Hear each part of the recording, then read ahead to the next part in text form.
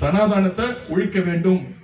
எப்படி கொசு, malaria, dengue, கால்ரா, கோவிடை ஒழிச்சமோ அதே மாதிரி சனாதன கோட்பாடுகளை ஒழிக்க வேண்டும் சொன்ன. குறைந்தபட்சம் தமிழ்நாட்டினுடைய காவல்துறை குறைந்தபட்சம் துணை முதலமைச்சரின் மீது ஒரு எஃப்ஐஆர் பதிவு செய்து அதற்கான நடவடிக்கையை குறைந்தபட்சம் எடுத்திருக்கணும். முதலமைச்சர் அவர்கள் உண்மையாலுமே சட்டத்திற்கு உட்பட்டு ஆட்சி நடத்துறாங்கன்னா துணை முதலமைச்சர் உதயநிதி அவருடைய ராஜினாமா கடிதத்தை வாங்கியிருக்கணும். துணை முதலமைச்சர் பொறுப்பில் இருந்து எதுவுமே தமிழ்நாட்டில் நடக்கல. எப்பவும் போல நாமளும் கடந்து போயிட்டு இருக்கிறோம்.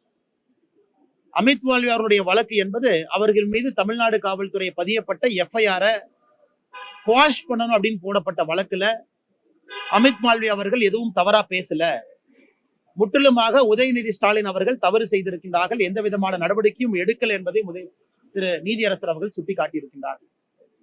அதனால் தமிழ்நாடு காவல்துறை அதிகாரிகள், உயர் அதிகாரிகள் அதெல்லாம் பார்த்துட்டு தான் இருக்கிறீங்க.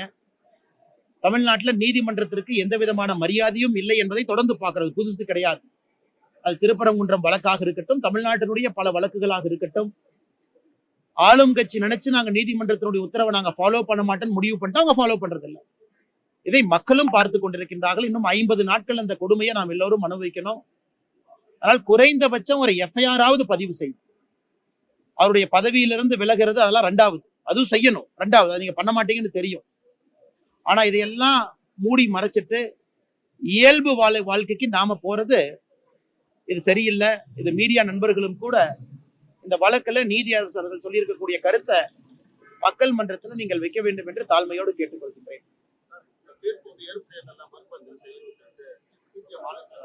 ஆனா இப்ப சிபிஎம் கட்சிக்கோ திராவிட முன்னேற்ற கழகத்துக்கோ எந்த தீர்ப்பு தான் ஏற்புடையது? திருப்பரங்குன்றத்தை பத்தி தீர்ப்பு கொடுத்தா இம்பீச்மெண்ட் மோஷன் 107 கையெழுத்து வாங்கி பார்லிமெண்ட்டுக்கு போறீங்க, அல்லது அந்த நீதியரசருக்கு எதிராக இங்கேயே ஒரு புக்கு வருது, அந்த புக்கை நீங்களா ரிலீஸ் பண்றீங்க, அது கம்யூனிஸ்ட் பேர் இயக்கம் பின்னாடி இருந்து ஆதரவு கொடுக்குறாங்க. ஏதாவது ஒரு நீதிபதி அரசுக்கு ஆதரவாக செயல்படலினா ஜாதியை வச்சு திட்டுறீங்க, மதத்தை வச்சு திட்டுறீங்க.